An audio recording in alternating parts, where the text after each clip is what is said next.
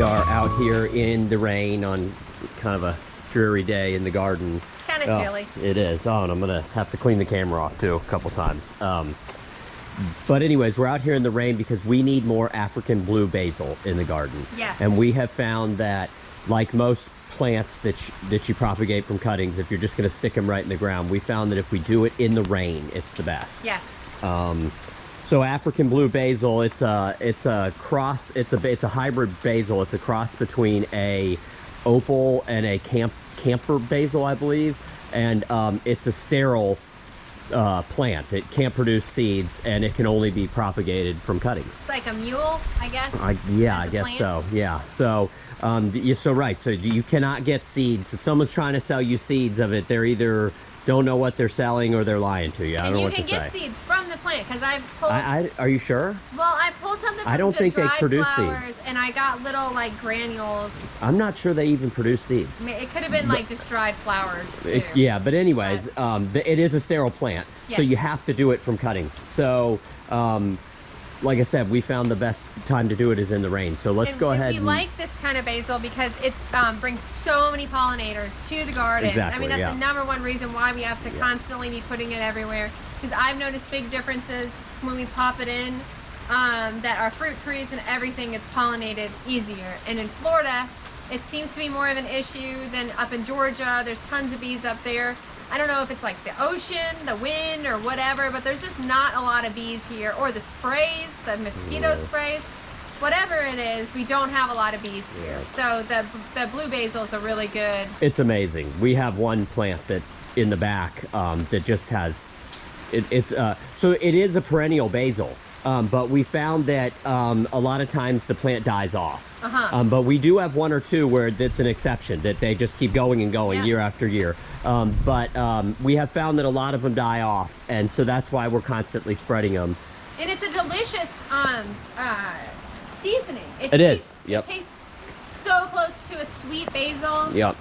It's not quite as like good as a sweet basil if you're like going for like, you know, an Italian dish or something like that. But to me, it's just as good. And it's, you know, the sweet basil, when we grow it, it dies off. It's kind of an annual here. Yeah. So, all right, well, do you want to take a couple cuttings? And I have an idea of where I want to put these. We just redid a garden bed in the back, and we have... Is that good, too? Yeah, I think that's good. We just did a garden bed in the back, and we have some pineapples and guava and some other stuff there that I think could, you know, benefit from extra pollinators. So let's, I'm going to clean the camera off. Let's walk back there, and we'll plant it in that bed back there. Okay, I shaved the bottom off of leaves. Another thing I want to add, though, too, about the flowers is that a lot of flowers don't like provide nectar all day, and this flower does. Even into the evening, stuff is still pollinating the flowers. So that's another reason it's a good one, because a lot of flowers kind of shut off after the morning or don't really work as long as this one. This is such a good plant to have growing. All right, well, let's walk back there and get it in the ground. All right, so here's the garden bed we were that we just did some work on. We just pulled a bunch of stuff out of here, but we have a guava in here and some pineapples, and we have some Okinawan spinach and katuk. And then we also have the dragon fruit, even though that's not pollinated by. We have a sugar apple tree. Oh yeah, and the sugar apple. Yep. Air layered. Yep. So And I think this would be irises. I think this would be a good place for some basil, maybe back there. Sure. You want to go stick it in, and literally all we do, we'll show you. You really just got to stick your finger in the ground and then just put the plant in. Right here? Sure. Should I do one in one spot and one in another? Yeah.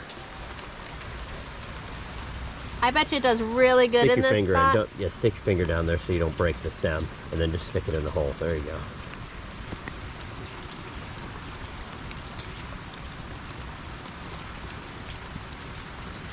All right. All right, and then I'm gonna put this Maybe one right here. I'll put it right here. Okay.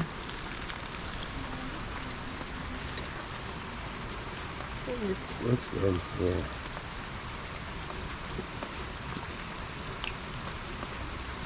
All right.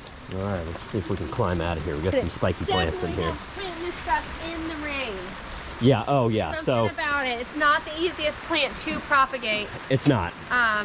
You can also propagate it in you know, like a potting soil, an organic potting, it doesn't have to be organic, but we use organic potting soil, and you get more luck with that method too. But if you just want to stick it in the ground and make it easy, then do it in the rain. Yeah.